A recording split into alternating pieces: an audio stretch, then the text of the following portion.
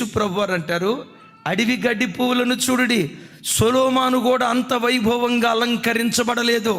నేను మిమ్మల్ని అడుగుతా, అడవి గడ్డి పువ్వు శ్రేష్టమైందా, మనం శ్రేష్టమైన వాళ్ళమా?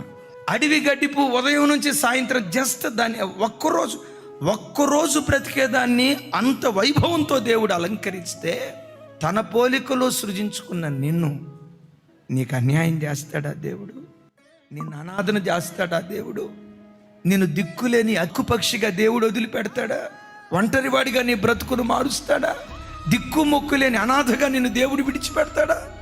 నువ్వు ఉదయాన్ని వికసించి సాయంత్రానికి వాడిపోయే అడవి గడ్డి పువ్వు కాదు, నీవెవరివో తెలుసా? పరలోకమందలి దేవునితో యుగాయుగాలు నువ్వు బ్రతికేటువంటి వాడివి. దానికి అంత భోగాన్ని వైభోగాన్ని ఇస్తే, ఆయన పోలికలో సృజించబడిన నీకు ఏది ఇవ్వటానికైనా ఆయన శక్తి కలిగిన వాడు, సమర్థుడైన దేవుడై ఉన్నాడు.